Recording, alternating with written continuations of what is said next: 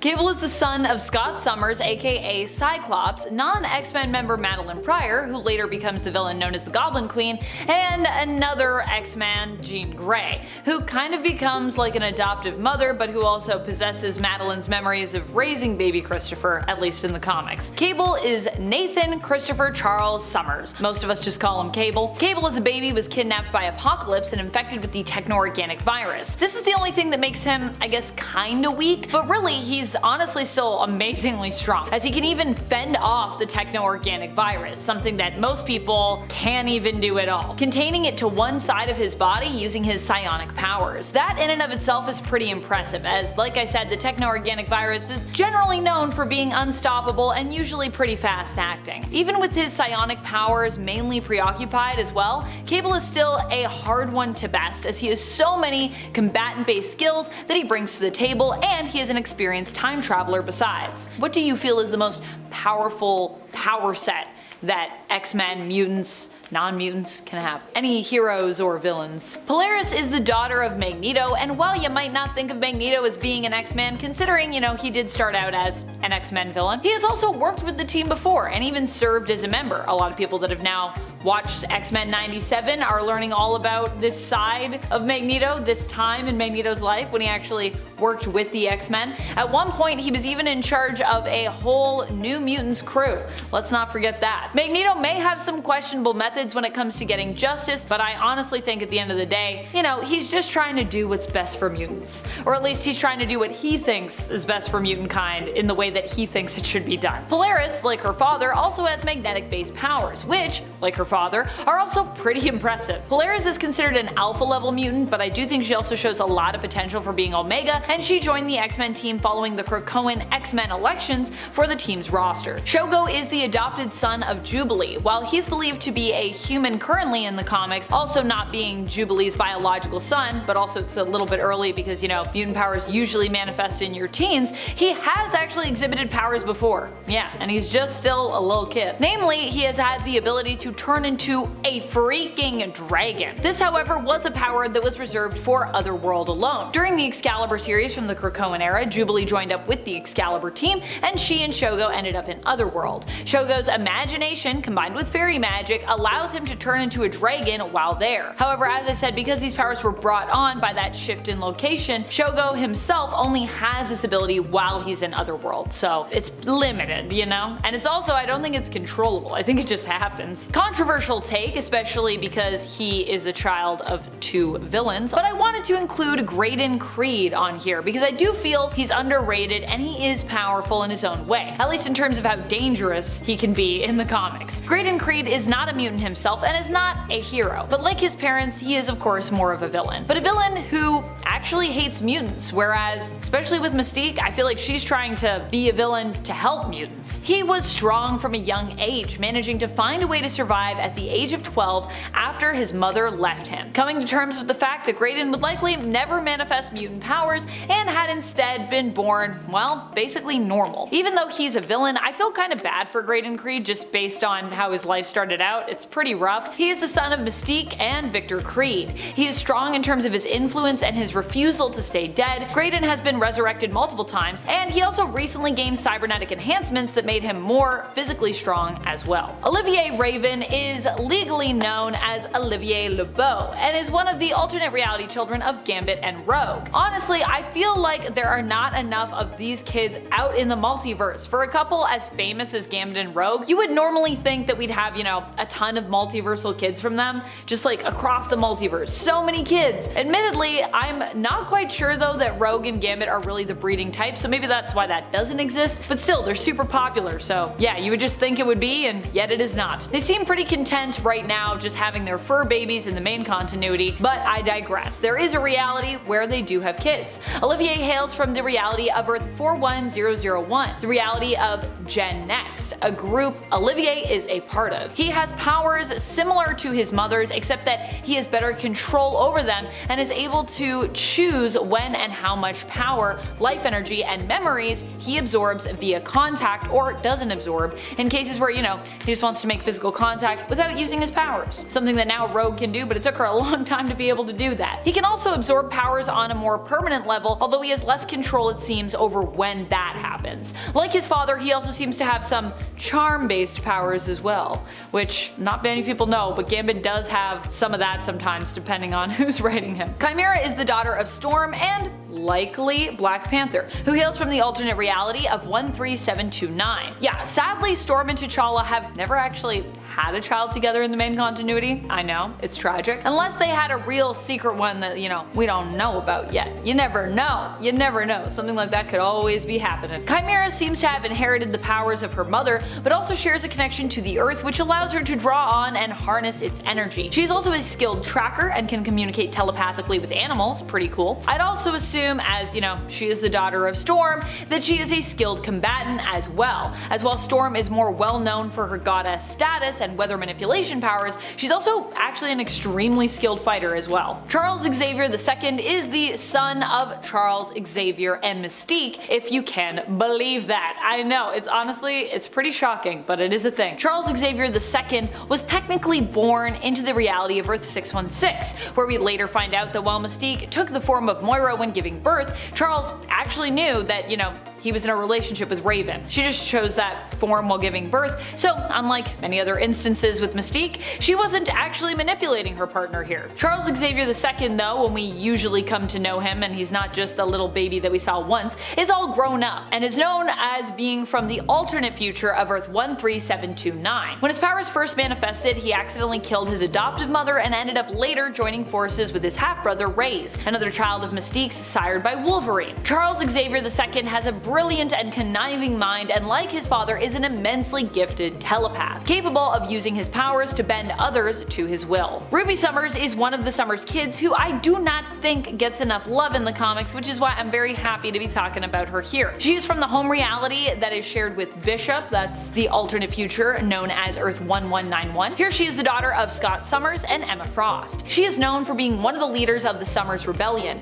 having been inspired to carry on Professor X's and the X-Men's dream and continue the fight for freedom and acceptance of mutant kind, inspired to do so by Layla Miller. Her powers are a combo of her dad's, Scott's, and her mom's, Emma's. Instead of a diamond form, she actually has a ruby quartz form and can also fire optic blasts from her eyes. Like Emma, while in her ruby form, Ruby is almost indestructible. She does not need to eat or drink when she's in her ruby form, and she also does not age either. This is also how Ruby appears to be so young, despite actually being pretty old. Proteus is the son of Moira McTaggart, who before turning into a villain, I would have actually counted more as an X-Men ally, if not a full-blown member at times. Proteus is Kevin McTaggart, son of Joseph and Moira McTaggart. He was one of the members of the super important team on Krakoa known as the Five. The Five is basically a team that was brought together and had their powers utilized in tandem to resurrect fallen and lost mutants. His powers as part of that team are mainly used to warp reality, allowing the non-viable eggs that Egg produces to become viable for life. Proteus is considered to be an Omega level mutant that requires hosts to survive. Initially, Kevin had a body, but of course now he's just pure energy because he does burn through those bodies, making him not just a powerful psionic, but also honestly a deadly energy vampire as well. Legion is the son of Professor Charles Xavier that was conceived when he had a love affair with Gabrielle Haller, which is where Legion gets his legal last name, as his given name is David Haller. Legion is so powerful because he suffers from severe dissociative identity disorder, where he has more than 100 personas residing within him. Each persona, though, has a number, many have names, and guess what? They each have their own specific power set that show up whenever they take over Legion. Because of this, Legion can do almost anything. His powers seem pretty limitless. He can manipulate matter and time. We've seen him literally time travel and completely warp reality as a result of his vast and diverse abilities and personas. He also has some pretty powerful hair, which I'm happy to say he is still rocking shocking even now in the modern day. Honestly, looking really good and really weird, Legion. Superman is the guy in DC Comics and one of the first ever superheroes. While it would be fair to talk about John Kent, who deserves all the praise, I actually want to talk about the Superman from the 853rd century, Kal Kent. First of all, Kal enjoys the benefits of living in the future, like an advanced education, the ability to process vast amounts of information, and access to an artificial telepathic information network. But because so many alien species have married into the Superman dynasty by this point, he also has access to extra powers like Super ESP, 10 different alien senses,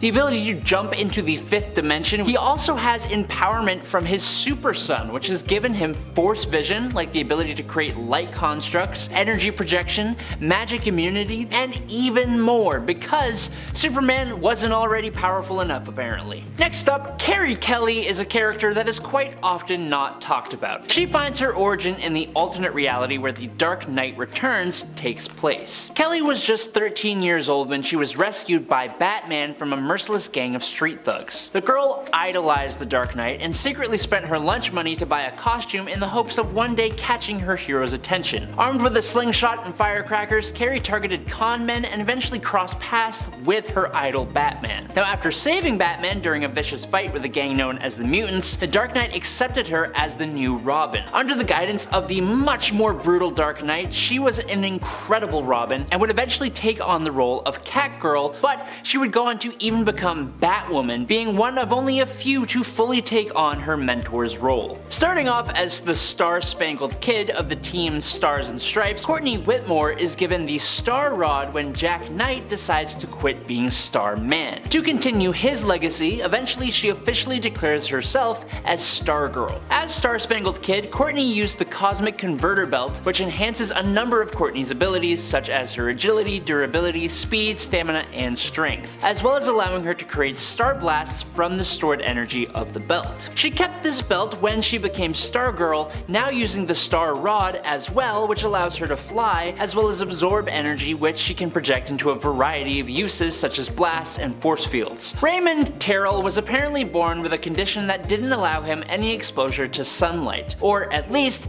that's what he had been told. In reality, Ray's real father was Happy Terrell, a World War II hero known as the Ray. So it turns out Raymond was actually born with tremendous superpowers that only awakened with light exposure. Upon discovering his new powers, he actually went invisible for about 4 years. Ray is a being of light and has many abilities as a result. Once his body absorbs natural light, as sunlight or artificial light, he can direct the energy to rearrange molecules into any form, matter, or energy. With the projected energy, he can fly, project rays, beams, and bolts of destructive light, and create constructs out of pure light similar to a Green Lantern's constructs. Obviously, he can bend light to make himself or others invisible, but he can also do a similar thing in order to create illusions, and after consuming light energy, he can sustain himself off of it, not needing to eat or drink. Kyle Rayner is arguably one of the most powerful Green Lanterns ever. While he was thought to have been chosen by his ring at random, it was later revealed that he was actually chosen for his potential to wield the entire emotional spectrum, and that's what happened. During the New 52, blue, red, yellow, indigo, and violet rings show up and claim him as their user, with the orange ring eventually doing the same thing. After a while of struggling to balance this power, he does eventually gain mastery over every ring and becomes the White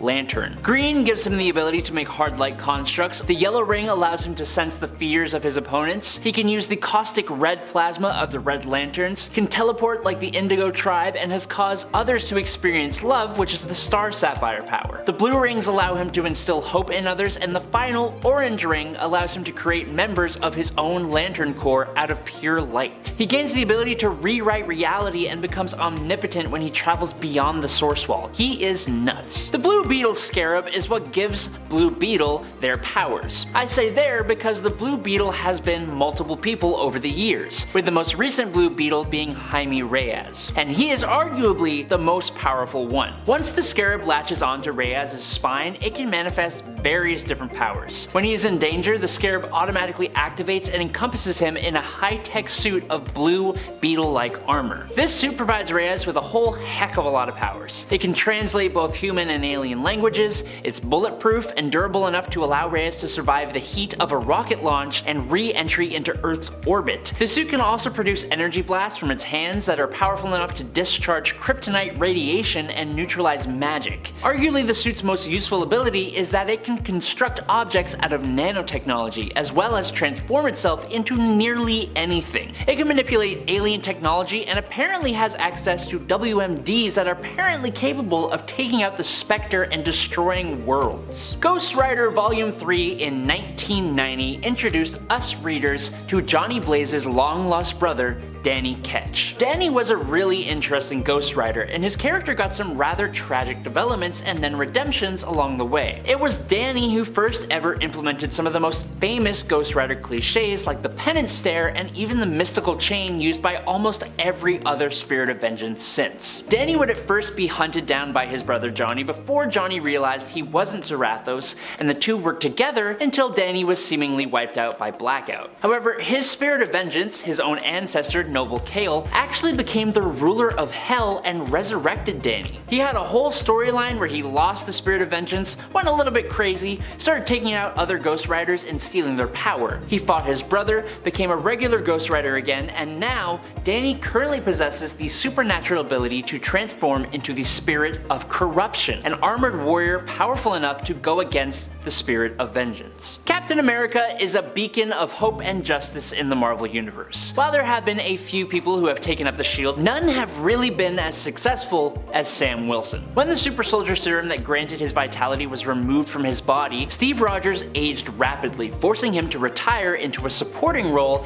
and pass the title of Captain America to Sam. But while Captain America had the super soldier serum to boost him up to his great heights, his close friend Sam Wilson did not, but he didn't need it. Through his own hard work, Sam has made himself into what some might argue is an even better Captain America than Steve. He upheld all the same values as Captain America, exemplifying all the honorable aspects of America while doing so with a much different view of America than his predecessor. What I always forget about Sam is that he does actually have superpowers, in the form of an empathic link to birds. While Barry Allen is often recognized as the Flash, even though he himself is a legacy character taking after Jay Garrick, it's actually his protege, Wally West, who is the most impressive Flash to date. Wally is arguably the fastest person that has ever existed. He was fast enough to break the barriers of speed, whatever that means, and be the first person to actually enter the Speed Force. He was able to save and carry over 500,000 people 35 miles away from a nuclear explosion that had already detonated, including the people who were at ground zero, and he did it in only 0.0001 microseconds. That means that Wally West had to be moving at 13 trillion times the speed of light. It doesn't even make sense. He would have just destroyed the Earth and possibly reality if that was in the real world. Wally West is just broken. Kamala Khan has been a favorite of many Marvel fans as the new Miss Marvel, replacing Carol Danvers since her first appearance in 2014. When she first gained her powers, it was due to her being exposed to the Terrigen Mists and undergoing inhuman Terrigenesis. Kamala discovered that she was now a polymorph. Basically, she is able to share her mass through time with different versions of herself, allowing her to stretch, deform, expand, or compress her entire body into any shape she can imagine. Very recently, Kamala actually ended up biting the dust in a very high profile and pretty controversial move in the pages of Amazing Spider-Man number 26. Then, in X-Men The Hellfire Gala 2023 number 1, Miss Marvel was resurrected on the mutant nation of Krakoa. Charles Xavier then explains to Kamala that she was able to be resurrected because of her latent X gene, and that apparently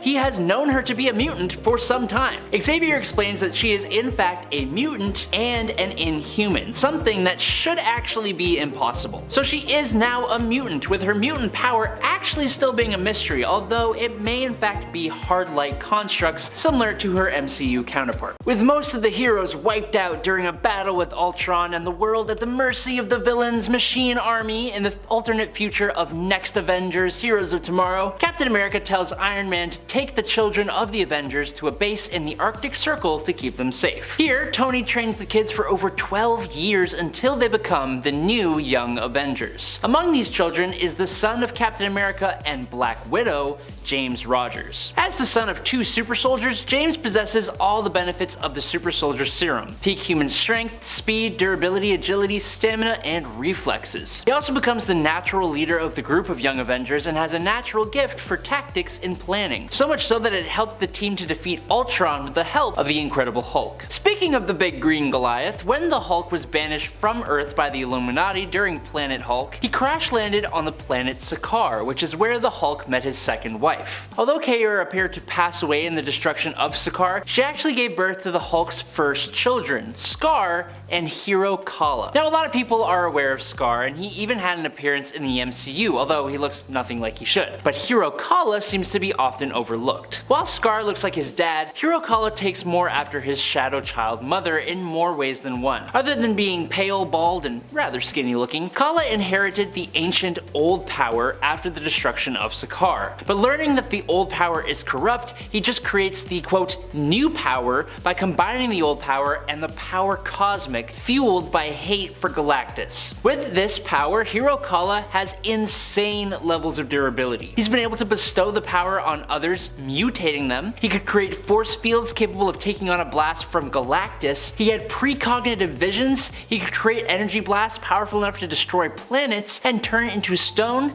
He's incinerated fools, made people's heads explode. He can fly, control tectonic plates, which is nuts, move planets, which is more nuts, and pull them out of their orbit. So yeah, he's kinda off the chain. Now, with a name like Hulkling and the fact that he's green, you may think that Theodore Teddy Altman is also the son of the Hulk, but you would be very much incorrect. Funnily enough, Hulkling is actually the direct son of none other than the first ever Captain Marvel, Marvel of the Kree, who became an honorary member of the Avengers after his passing, so to me, that makes him fair game. Okay, but why is he green and can shapeshift? Well, that's because back during the Kree-Skrull War, the Super Skrull took Captain Marvel, Quicksilver, and the Scarlet Witch and presented them to the Skrull Emperor. Now, while being imprisoned, Captain Marvel and the Emperor's daughter, Princess Annelle, got a little too close for comfort, and about 9 months, or however long it takes for Skrulls later, out popped a tiny little Kree-Skrull hybrid with superhuman strength, speed, and stamina, and the ability to shapeshift, named Teddy. For a lot of his time, he would turn into a teenage-sized Hulk as a member of the Young Avengers, but thanks to his heritage, he has moved on to become the Emperor of the Kree-Skrull Empire, which, as you can imagine, entails a different kind of power than the super variety. An adopted test tube baby created by Arnim Zola in Dimension Z, Ian Rogers, or Nomad, was taken by Steve Rogers and was raised for 10 years by him in Dimension Z until he was thought to be accidentally taken out by Sharon Carter. But he actually survived and was raised further by Sharon while Steve was back in the real world. Being trained by Captain America, Ian was exceedingly useful in combat and even with using a shield like his father's, but he was also born with above peak human levels of physical and mental abilities like enhanced strength, speed, intellect, and longevity, as well as accelerated healing thanks to the biogel that Zola made him with. As long as he has a supply of that gel within his armor, his body will always fix itself from pretty much anything. He once wielded the shield of Cap, but now uses the Horde Crusher, which is a big old staff made by Arnim Zola. He's pretty awesome, and he had a really awesome leading part in the Secret Wars story, Hail Hydra from 2015, alongside another offspring of Captain America, Ellie Rogers. The daughter of Steve Rogers and Sharon Carter, Ellie Rogers is a member of the Resistance in the really cool Secret Wars story of Hail Hydra from 2015. In the second issue, she meets up with Ian Rogers, Nomad, and after the Resistance is attacked by Venom, she gets infused with the Venom symbiote, gaining similar powers to those of Eddie Brock. Before this point, she seems to just be a very healthy, regular person, even despite her father's super soldier status. She had given up on the dream of the Resistance after such a long time under the control of Hydra, but her brother Nomad inspired her to keep up the fight, and they got in a little kerfuffle with the Hydra Avengers, and despite having a symbiote, she was taken out by her injuries. Wiccan, aka Billy Kaplan's existence, is made possible by Scarlet Witch's reality warping powers. Billy here, along with his brother, were created inherited by the Scarlet Witch as children that she couldn't actually have. Now, both of her sons were eventually erased from existence for the safety of pretty much everyone, including Wanda herself. Scarlet Witch later recovers her memories of her children, leading to a mental breakdown in Avengers Disassembled and the monumental event known as the House of M. Now, following those events, it is revealed that her children were actually reborn through reincarnation. Wiccan, as one of her spiritual sons, has inherited his mother's remarkable magical abilities. Like Scarlet Witch, Wiccan wields magic to manipulate reality, and in certain timelines, he even ascends to the role of Sorcerer Supreme in the future. He has been a part of the New Avengers, Avengers Idea Mechanics, and the Young Avengers, and the Secret Avengers, and he is scary powerful. Elsa Bloodstone is the daughter of the once immortal monster hunter Ulysses Bloodstone. Now, Ulysses trained Elsa from birth to inherit the family business, but using the word trained is a little bit of a misnomer. As a rite of passage, Ulysses made Elsa face the Blight Beast when she was just a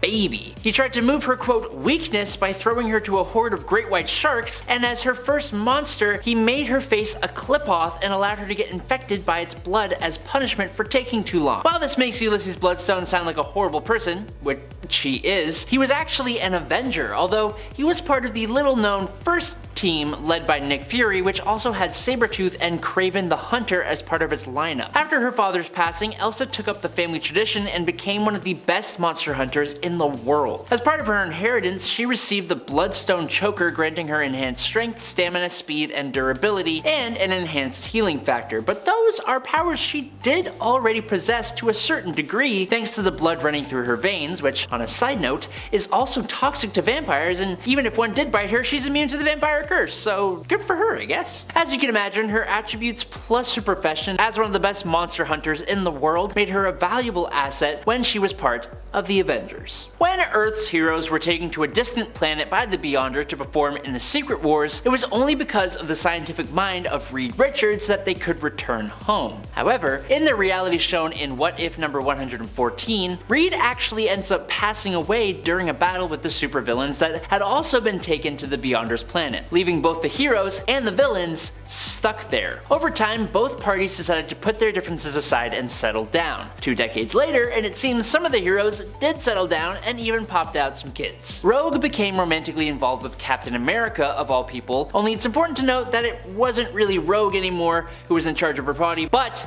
the Carol Danvers personality. Carol, being able to control Rogue's absorption power, had a kid with Captain America who they named Sarah. Their daughter had inherited Carol's powers, but she could also be worthy enough to pick up Thor's hammer and often donned her father's shield as well, taking up the codename Crusader. Sarah joined several other superpowered teenagers to form a new group of Avengers. During a fight with the son of Dr. Doom, who was trying to return to Earth and conquer it, Sarah, like most of those descended from the Captain America, became a natural leader and helped inspire the other teen heroes. She is very powerful and she is very cool. In this year's Avengers Twilight, the story takes place after an event called H-Day, when Ultron and the Red Skull used the Incredible Hulk to launch a brutal attack and wipe out most of the Avengers. They then managed to turn the public against the remaining heroes in the aftermath, and their survivors retired. Now, in this dystopian future, the son of Iron Man and the Wasp, James Jimmy Stark, inherited the empire of Stark technology. Having grown up in a society where superhuman vigilantism had been tarnished by public opinion, and being raised by Kyle Jarvis, who is not who he says he is, James's brilliant mind was used to create technology like the oppressive surveillance system, Iron Man drones, the armor used by the corrupt police force and the army, as well as the new Avengers, which were really just holograms. He eventually makes his own powerful Iron Man armor and uses it to fight Steve Rogers and his resistance before eventually trying to right his wrongs. Avengers Twilight is a definite must-read from this year, so check it out to learn more about James Stark. As the child of Reed Richards and Sue Storm, Franklin Richards was expected to be a big deal,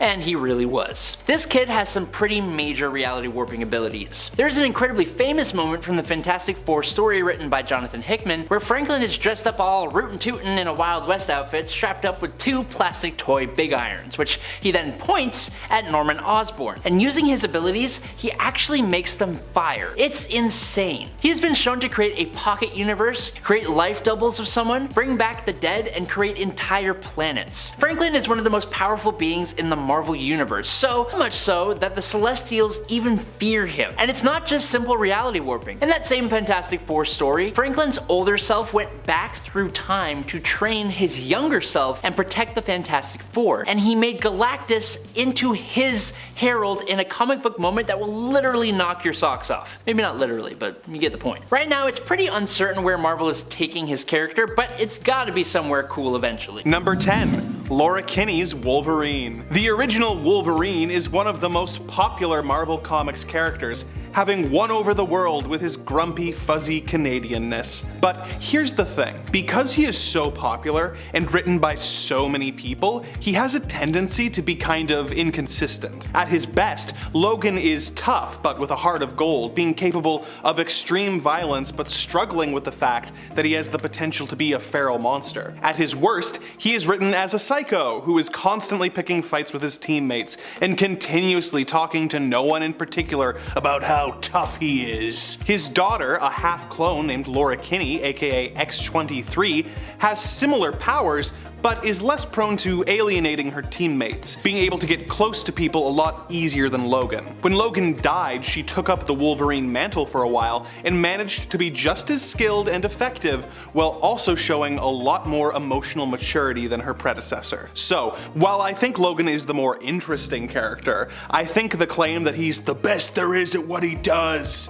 is up for debate. Oh, and for what it's worth, when the characters first met and fought, Laura outfought and outsmarted Logan by plugging his wounds with mud so that they couldn't heal over and he would bleed out. Number 9. Connor Kent's Superboy. In 1949, the Superboy series began being published, telling the stories of a young Clark Kent and how he fought crime as Superboy before eventually growing up to be Superman. It detailed his life growing up in Smallville, fighting villains, and teaming up with the time-traveling Legion of Superheroes and Crypto the Superdog. It was a fun, campy series, but other than the character's age, there wasn't really much difference between his Superboy adventures and his Superman ones at the time. A couple continuity shakeups later, we were introduced to a new Superboy, Connor Kent. When Superman was killed by the villain Doomsday, Project Cadmus created a clone of him using a combination of Superman and Lex Luthor's DNA. Connor had slightly different powers and a teenage snark that really set him apart from the Man of Steel. And watching him navigate his complicated lineage, his desire for acceptance from Supes, his time on the Teen Titans, and his growth as a character made him a lot more interesting to read about than a young Clark Kent. I also really like the period where Superman's son, John Kent, becomes Superboy, but it was unfortunately cut very short when he was aged up. Number 8. Terry McGinnis's Batman. In the Batman Beyond television show, we were shown a futuristic Gotham City where Bruce Wayne had been forced to retire due to his advanced age. A teenager named Terry McGinnis stumbled upon the Batcave and used Bruce's futuristic batsuit to avenge the death of his father, impressing Bruce so much that he was offered the mantle of Batman. Terry's Batman has a lot of advantages over the original Batman, being able to turn invisible and fly with rocket boots and having enhanced strength, just to name a few. Now, this comes with a huge asterisk, as the suit was designed and built by Wayne, and Terry doesn't have the same level of skill as the original Batman, which is why he's ranked relatively low on this list. But the point that I'm trying to make is that Terry's Batman has better tech in every conceivable way than every version of Bruce Wayne at his peak. Also, credit to Terry, he was able to get under the Joker's skin in a way that Bruce never would have thought to in the Return of the Joker film. Number 7. Scott Lang's Ant-Man. People have a tendency to complain about the fact that the Ant-Man movies chose to focus on Scott Lang's time as Ant-Man rather than Hank Pym's, which I don't really get if I'm being honest. Don't get me wrong, Pym is a great character and is responsible for the creation of the tech that allows Ant-Man to shrink and grow and control ants. All that fun stuff. He first suited up as Ant-Man in 1962's Tales to Astonish number 35, but he gave up the persona and became Giant Man barely a year later in Tales to Astonish number 49. He's bounced between identities a lot, having mostly alternated between Giant Man and Yellowjacket, jacket, but to my knowledge, he never became Ant-Man again. On the other hand, Scott Lang has been suiting up as Ant-Man since 1979, and in his time in the costume has fought and defeated villains like Kang the Conqueror and Doctor Doom. He has way more quality stories than Pym does just by virtue of having stuck with the identity longer. You could absolutely debate whether or not Hank Pym is a better superhero than Scott, but if you're talking about who the better Ant-Man is, it's hard not to pick Scott. Number 6. Kyle Rayner's Green Lantern. The original Green Lantern was Alan Scott, but the most well-known is Hal Jordan. There are other Earth Green Lanterns such as Guy Gardner and John Stewart, who are both great characters who you could make the argument are better or more interesting than Hal, depending on your personal taste. But for this list, I gotta give it to Kyle Rayner. When Hal lost it and became the villain Parallax, he destroyed the entire Green Lantern Corps, and Kyle got the last ring, making him the only Green Lantern left. Kyle proved up to the task and managed to become a capable superhero and member of the Justice League. When he had to go up against Parallax, he managed to defeat Hal and save the planet. Later, when the planet was in danger again, he was the one who convinced Hal to redeem himself. Later, when the Corps was reformed, he was granted the title of Torchbearer for his efforts. He was a host for the Ion entity of Will, and was chosen by every ring on the emotional spectrum to be a member of their various corps, wielding all the rings at once. This led to him becoming the White Lantern, so while he isn't a lot of people's favorite Lantern, he has done more for the Corps than any of them. Number 5. Starman. The original Starman was Ted Knight, a wealthy scientist who created a device called the Gravity Rod, which allowed him to fly and shoot energy blasts and stuff like that. Personally, if my ability to fly depended on being able to hold a flashlight in my hand, I'd put a strap on it, kinda like a Wii controller, but maybe that's just me. Anyway, he was a hero in the Golden Age, first appearing in 1941 and being a member of the Justice Society. He had 2 sons, David and Jack, but he could be somewhat neglectful of them because of his focus on superheroics. When he retired, he passed the mantle down to his older son David, which was fine with Jack because he thought the whole thing was dumb. David was Starman for about a week before the son of the original Starman's archenemy, the Mist, shot him with a sniper rifle. At this point,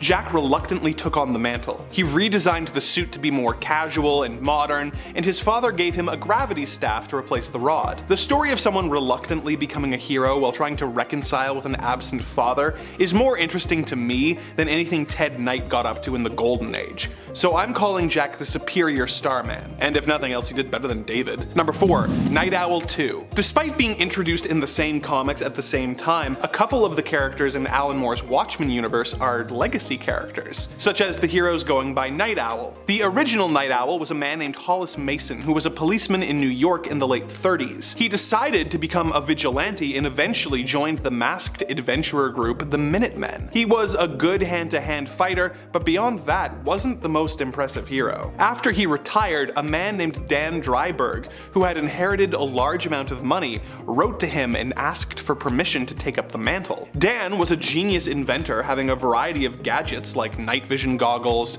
a more advanced suit, and his owl ship, Archie. He trained with Hollis to be just as good of a martial artist, and the two became good friends until Hollis's death. Considering how much more advanced Night Owl 2 is in every sense of the word, it's hard not to consider him the superior crime fighter. Number 3. Amadeus Cho's Hulk. Amadeus Cho is a brilliant scientist not dissimilar to Bruce Banner, who is considered the 6th smartest man alive in the Marvel Universe. He worked alongside several heroes in the decade before he became Hulk, but Banner was the first he helped. That made it very fitting when he was forced to use special nanites to absorb the Hulk's powers. This turned him into a new Hulk.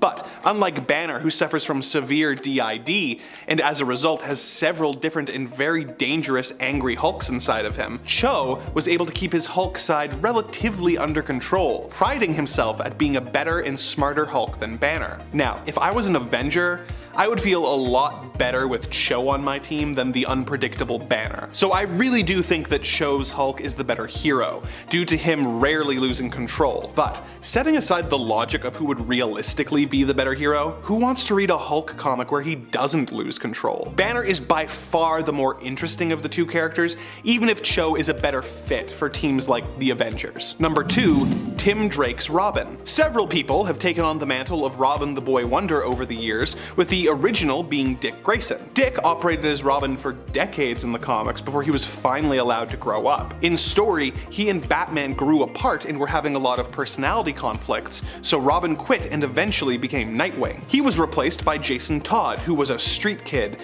Batman caught stealing the tires off the Batmobile. Jason became Robin but was never as skilled as Dick, and had a tendency to be overly aggressive and to clash with the Dark Knight, frequently disobeying orders and eventually being killed by the Joker. After this, a kid named Tim Drake realized that Batman in his grief was becoming more and more violent and reckless, and decided that Batman needed a Robin to help temper his aggression. Tim became Robin and took to the role flawlessly. Now that Tim has been replaced by Damian Wayne and has become his own hero, you could make the argument that he is not as skilled a solo hero as Dick's Nightwing or Jason's Red Hood, but as far as which of the Robins has worked the best with Batman, Tim stands above the rest, with even the original Dick Grayson having admitted that Tim was the best of the Robins. Plus, his Robin costume was a massive improvement on the classic no pants and pixie boots look both Dick and Jason had worn during their times as Robin. Number 1. Zatanna. As she is such a staple of the DC universe, albeit an extremely underrated staple, a lot of fans might not even realize that Zatanna the Magician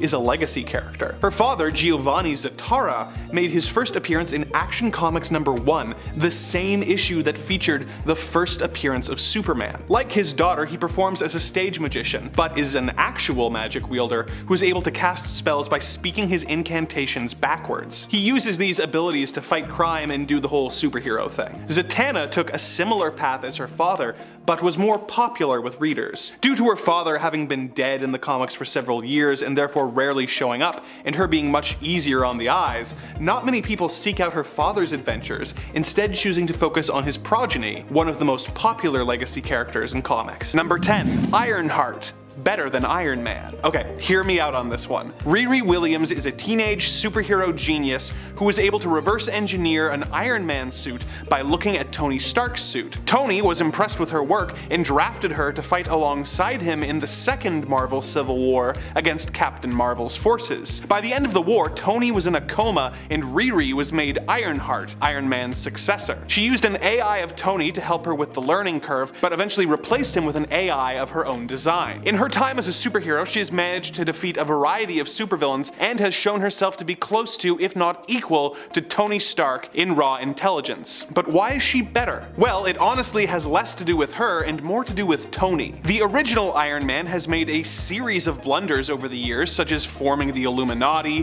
which led to an angry Hulk taking over New York. He was directly involved in starting not one but 2 civil wars, one of which resulted in the Avengers being disbanded and unable to prevent the Skrull invasion. He was in charge of S.H.I.E.L.D. but screwed up so hard that Norman Osborn was put in charge of national security, and he turned himself into a god and killed all of his friends after going crazy. Riri Williams is the better superhero simply because she hasn't had multiple instances of nearly destroying the world in her efforts to make it better. Number 9. Blue Beetle just keeps getting better. The original Blue Beetle was Daniel Garrett, an archaeologist who discovered a powerful artifact called the Blue Scarab. It bonded to Dan and gave him superpowers such as flight, super strength, and energy projection. He became the first Blue Beetle, but one of Dan's students, Ted Kord, took over the mantle when Dan was killed in action while trying to stop Ted's evil uncle from taking over the world. Ted couldn't get the scarab to work for him and decided to instead train himself to his physical peak and use his skills as an inventor to create vehicles and gadgets that would help him fight crime. He operated as a hero in the DC universe for years, being a member of such teams as the Birds of Prey and the Justice League until he was killed in action by the villain Maxwell Lord. The mantle of Blue Beetle survived, with the third Blue Beetle, a teenager named Jamie Reyes, finding the scarab that granted the first Blue Beetle his powers. It fused itself to his spine and gave him the abilities of flight, super strength, mechanokinesis, metamorphosis, as well as access to sound, energy, and fire manipulation weapons. Not only is he the coolest looking of the 3 Beetles, he is by far the most powerful, and he only gets more powerful powerful as Yami gets more experience as a hero. Number 8. The new Superman does what the original can't. The son of Lois Lane and Clark Kent, Jonathan Samuel Kent has been a superhero since an early age, becoming Superboy when he was 10 years old. After an incident involving a black hole, he was imprisoned by the villain Ultraman for several years before he escaped and returned to Earth. Although it had been years for him, it had only been a few weeks on Earth. The now 17-year-old was tasked by his father with protecting Earth while he went away to deal with an extraterrestrial threat, and John became the new Superman. Although one might assume that as someone who's half human and half Kryptonian, he would be weaker than a full Kryptonian, tests that were run on him before his birth by Batman revealed that his unique physiology would actually be an advantage, giving him the potential to be even more powerful than the original Man of Steel. Another way that he has more power than Kal-El is his ability to become involved in Earth's issues. As the original Superman explained to his son in Superman, Son of Kal-El #2, the reason he had refrained from involving himself more in many of Earth's issues and conflicts was that as an alien born on Krypton, he didn't feel he had the right to impose his beliefs on the people of Earth and should instead lead by example. He went on to say that as someone who was born on Earth, John could involve himself more and end up having more of a positive effect on Earth than even the original Superman. Number 7. Dick Grayson crushed it as Batman. The original Batman is one of the most beloved superheroes of all time, having used his massive brain and fortune to become the world's greatest detective and one of the world's greatest martial artists. When a young boy named Dick Grayson's parents were killed, Bruce adopted him and made him the first Robin. All of Dick's childhood was dedicated to training him to be an even better hero than Batman and to perhaps one day take over the mantle. Dick eventually became the hero Nightwing, but when Bruce was presumed dead, it became clear that a new Batman had to take his place. Several people fought over the cowl, such as Tim Drake and Jason Todd, but in the end, Dick became the new Batman and took on Bruce's troubled son Damian as his Robin. Not only did Dick manage to live up to the mantle and keep Gotham safe, in some ways he was actually a better Batman than Bruce. He had a healthier relationship with the GCPD, where they were more comfortable around him and willing to work with him. He was able to take Damian under his wing in a way that Bruce struggled to match, and he was more open to collaboration with other heroes and members of the Bat family, something Bruce constantly struggles to do, resulting in him causing issues for everyone. When Bruce returned, he was so impressed with Dick's work that he asked him to stay on as Batman to protect Gotham while he worked on establishing Batman Inc. Although he has since gone back to being Nightwing, it's no wonder Batman considers Dick Grayson his greatest accomplishment. Number 6. Captain Marvel. More powerful than the original? Mar-Vell was a member of the alien race known as the Kree,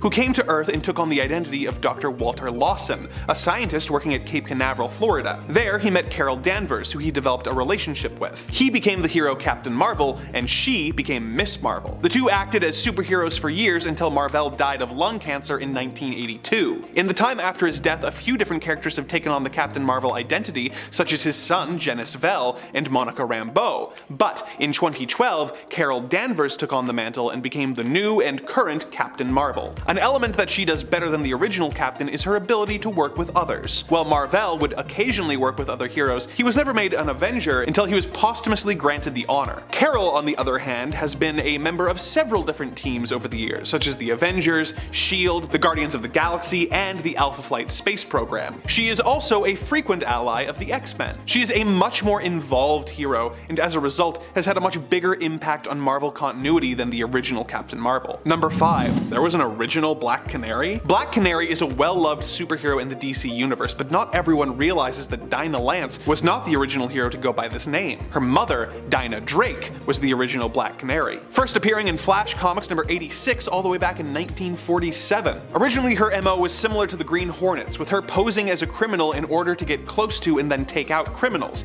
but she soon abandoned this plan and became a more straightforward crime fighter. She had no powers, but was a skilled fighter and acrobat who was known for training canaries to do amazing feats. She joined the Justice Society and married a detective named Larry Lance. She eventually gave up the mantle and was replaced by her daughter, Dinah Laurel Lance, in 1969's Justice League of America number 75. The second Black Canary is far more effective than her mother, being one of the greatest martial artists on the planet, according to official canon, being evenly matched with Batman. She has a keen tactical mind, and although she doesn't train birds, she possesses the metahuman gene, which gives her her signature ability, the Canary Cry, a devastating sonic attack capable of damaging objects and hurting her enemies. Number 4. Johnny Storm's Human Torch Torch is fantastic. The original Human Torch was a humanoid android designed by a scientist to be a perfect imitation of humanity. Due to a bizarre design flaw, whenever the android was exposed to air, he would burst into an extremely hot flame. The android achieved sentience and went on a run through the city,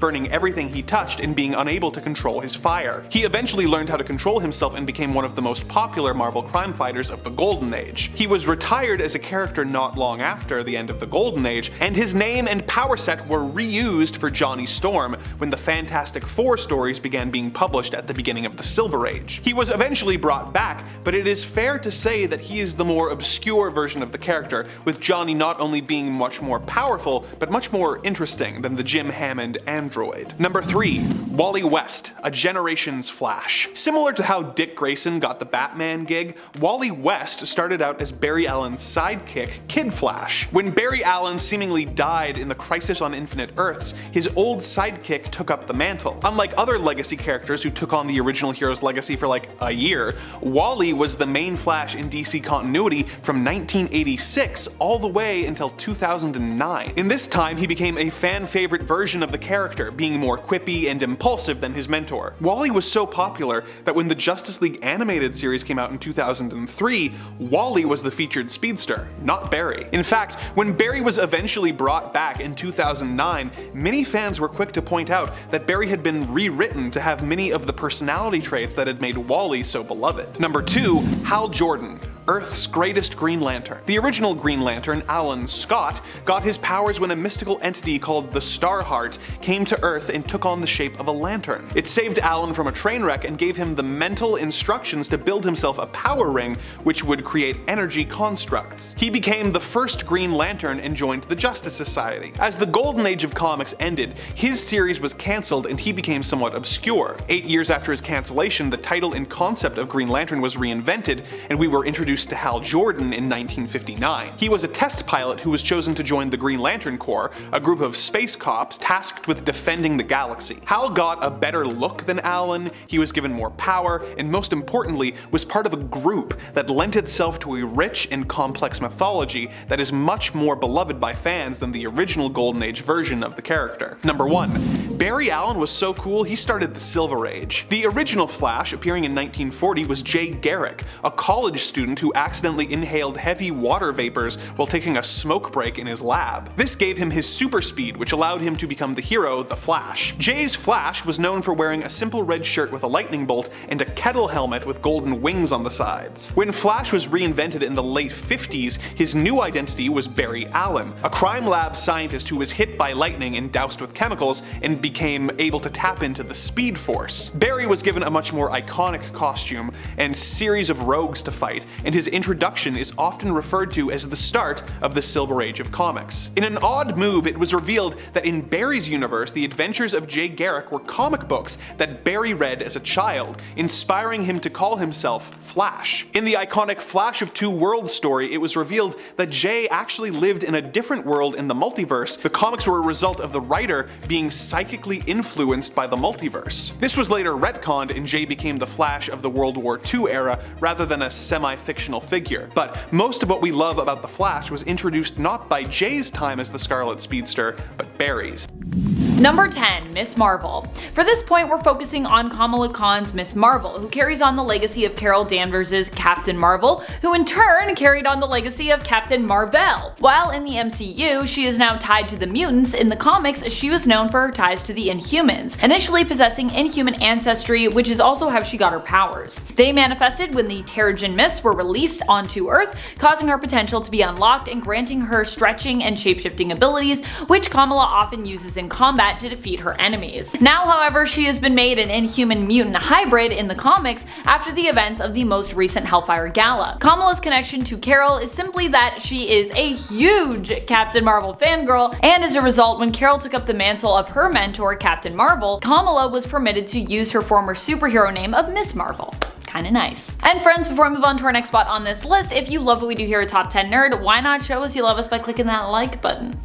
Number 9. Jarro. Jarro is one of my favorite clones and also one of my favorite legacy heroes. He's not only a legacy character in regards to him being connected to the villainous Starro, but also due to his connection to Batman, the Bat family, and the mantle of Robin. Jarro's not a clone in the sense that he is a straight copy of another being with the same memories, but he was grown from genetic material that Batman retrieved from Starro the Conqueror. Jarro is by far one of the cutest sons that Batman has. Yep, that's right, Jarro considers Batman to be his dad since Batman raised him and trained him to be a hero. Jarro was trained like Batman's other sons and Robin's and has been seen working as an ally to Batman and the Justice League. He is extremely loyal and would do anything for his dad and hero, Batman. Being that he was trained by Batman and is also a sort of descendant of Starro, he has the potential to be pretty unstoppable in his own right.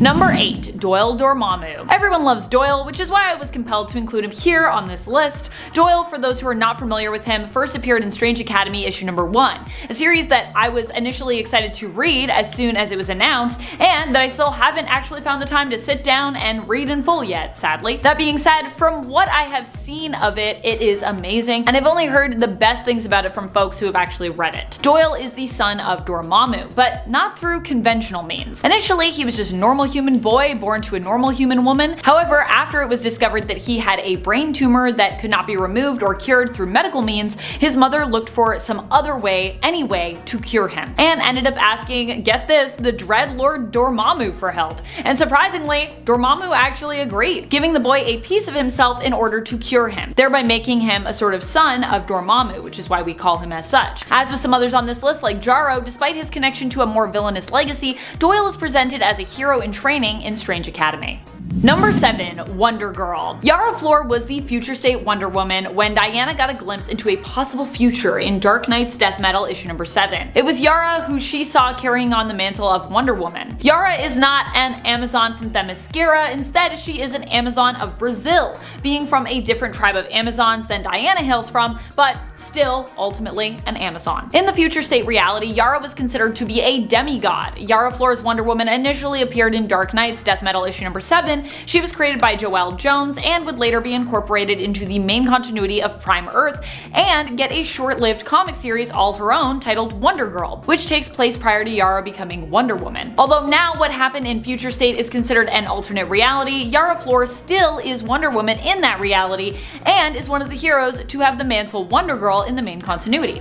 Number 6. Hulkling. During the prelude of Empire, Hulkling went from being a hero and member of the Young Avengers, standing in as their very different version of the Hulk, to becoming the ruler of both the Skrull and Kree empires, bringing both together under the galactic umbrella known as the Alliance, ending a more than 100-year war by uniting these two empires, thanks to his bravery, his sense of leadership, and of course his heritage. A much better resolution to that complex conflict than the one we got in the MCU recently. The whole reason that Hulkling was able to bring together the long warring empires of both the Skrull and the Kree to create the Alliance, other than his parentage being a Kree-Skrull hybrid born to the Skrull Princess Anel and celebrated Kree war hero Mar-Vell, was because he was needed to lead and unite both peoples against the universal threat of the Kotati, who he and his army, along with the heroes of Earth, did successfully defeat. Wasn't easy, but they did it.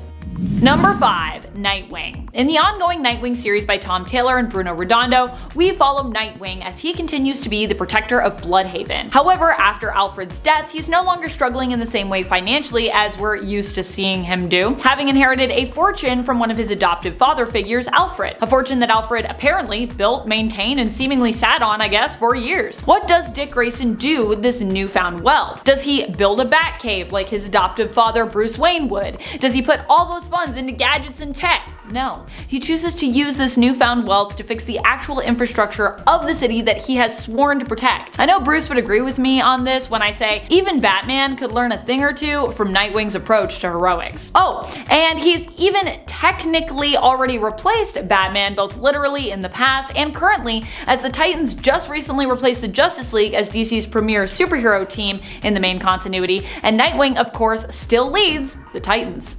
Number 4. Captain America. Bucky Barnes was once the sidekick of Captain America. In the days before Marvel and Stan Lee decided that kid sidekicks were too irresponsible and kinda silly for them to feature. After he and Cap went MIA, he much later resurfaced as the super soldier and brainwashed assassin, Winter Soldier. Steve didn't give up on him though. Even when he came back with this new villainous persona, Steve helped to free him from his brainwashing and gave Bucky back his former memories, allowing him to once more think and act for himself, and eventually Bucky would even go on to be fully redeemed, becoming himself the hero, Captain America, when Steve was believed to be dead. Number 3. The Flash. The Flash is one of the most unstoppable characters in all of comics, never mind just a legacy character, and Wally West isn't just a legacy hero carrying the mantle of the Flash following in his Uncle Barry Allen's footsteps, but he is also even faster than Barry, which makes him pretty insane when it comes to his power levels. Wally West is probably also my favorite Flash, and you know me, I love super speed and consider it to be one of the most powerful and versatile power sets that we have. So of course I have to pay my respect and give Wally West one of my top spots here on this list. While Barry Allen has made a lot of messes that he has had to use his powers to get him out of, Wally typically does not make messes, he cleans them up. Like right now in Titans with him showing up and dying so that he and his friends can actually solve his own murder. Well, his future self showed up and died, and then his present self, I guess you would say, showed up and was like, oh, I guess we're gonna solve my murder. Great.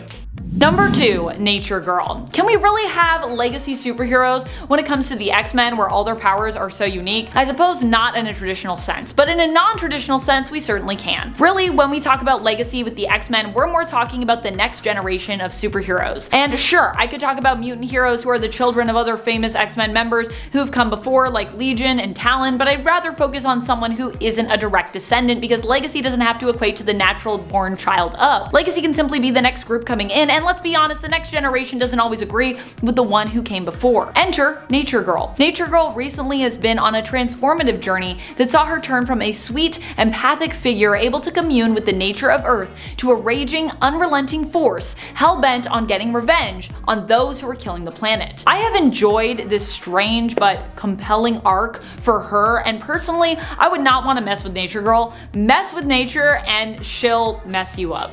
Number 1. Superman. Jon Kent as Superman has to be one of the most unstoppable heroes out there when we think of someone carrying on a legacy or a mantle, especially in the modern day. I went really modern with these picks, by the way, but I guess that's because I'm reading a lot of modern comics right now, minus like Wolverine, Dazzler, and I guess Witchblade, which are all a bit more retro in terms of where I'm at with their histories in terms of like which volumes I'm reading. John recently appeared in Nightwing seeking some advice from Dick Grayson and looking to be trained. And even there, Dick had to figure out how to even approach training John because of just how unstoppable and powerful a force he is. Number 10. Ironheart. Ironheart is Riri Williams. In part 1 we talked about how Dr. Doom weirdly carried on the legacy of Tony Stark's Iron Man, but at the same time, so was Riri. She might not be Doom, but Riri is insanely smart, especially for just being a teenager, and there have been glimpses into futures where we see her permanently carry on Iron Man's legacy. Ironheart also comes with her own set of armor, like others who have taken up the legacy of Iron Man. And like Tony, she can build and repair her own set of armor as well. As Ironheart, Riri Williams was also guided by Tony Stark himself. At first she was guided by his real-life physical self, and after he was knocked into a coma by Captain Marvel near the end of Civil War II, an AI version of him became her guide. Number 9. Miss Marvel. For this point, we are focusing on Kamala Khan's Miss Marvel, who carries on the legacy of Carol Danvers' Captain Marvel. Well, in her Disney Plus streaming series, it is implied that Kamala is part of a different group of heroes. In the comics, she's actually known for her ties to the Inhumans, possessing Inhuman ancestry, which is also how she gets her powers. They first manifested when the Terrigen Mists were released onto Earth, causing her potential to be unlocked and granting her stretching and sort of shape-shifting abilities, which Kamala often uses in combat to defeat her enemies. Kamala's connection to Carol is simply that she is a huge Captain Marvel fangirl, and as a result, when Carol took up the mantle of Captain Marvel, Kamala was permitted to use her former superhero name of Miss Marvel. And friends, before we move on to this next spot, if you are loving this list and you are loving our channel, please head on over to Facebook where you can also follow us. And we also have some fresh content up there right now. We did a Q&A in our community posts here on Top 10 Nerd on YouTube, and we actually did our responses over on Facebook, so go check that out. It's a really fun video actually, it's really funny.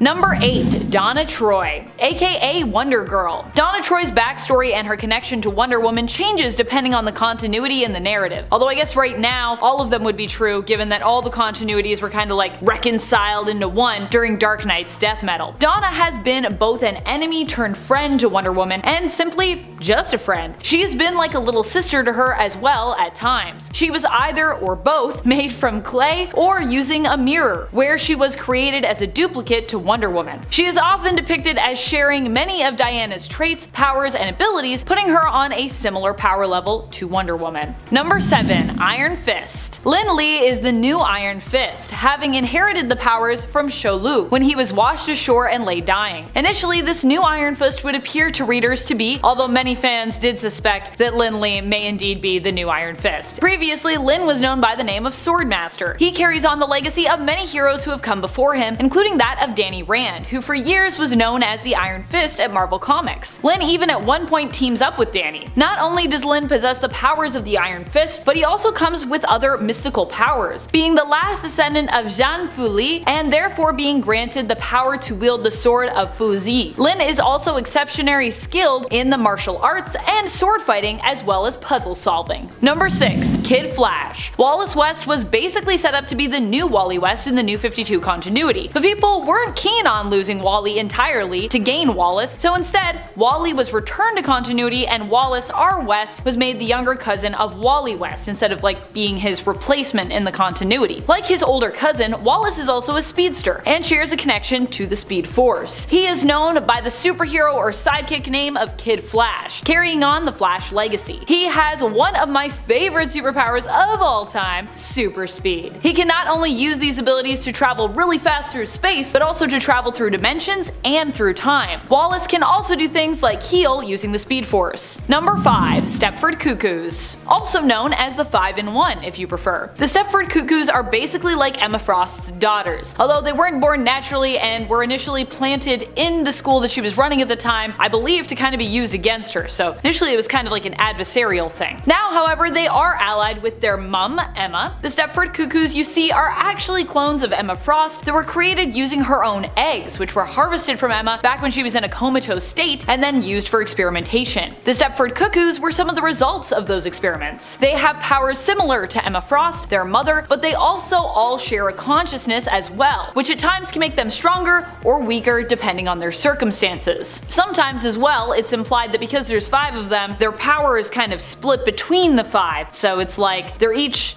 not quite as strong as Emma would be, but together, collectively, they are as strong as Emma. Also, if you mess with either Celeste, Irma, Esme, Sophie, or Phoebe, you'll likely also have to deal with Emma Frost too, who is very protective of them, which I think is a power of sorts in and of itself. Number 4. Nova. Nova is Sam Alexander. Being that he is cosmic in origin, you know he's one of the most powerful people on this list. He carries on the legacy of Nova and the Nova Corps, which hail originally from Xandar, which is also why when Xandar was sadly destroyed during Infinity War, so many of us were heartbroken, as we feared this meant we'd never see a Nova in the Marvel Cinematic Universe. However, there is still hope, as a few Nova Corps could have survived. At least, that's what I'm telling myself in my headcanon, so that I can theorize that we will get a Nova at some point. Please give us a Nova, MCU. I would love it. Sam inherited his power from his father, Jesse Alexander, who was formerly known, of course, as Nova. His Nova helmet is what really grants him his powers, as it connects him to the Nova Force, giving him great knowledge, power, and of course durability. Number 3. Green Lantern. There have been a ton of Green Lanterns to carry on the legacy of the Corps, but in the last few years, one of the newest legacy heroes we've been introduced to via the Green Lanterns is Joe Moline, which if you've been around on this channel you know that Joe is one of my favorite Green Lanterns right now. Joe is the Green Lantern who appears in the series Far Sector, where she is also the main character. Like Lanterns before her, she comes with her own Green Lantern ring, which allows her to create light constructs.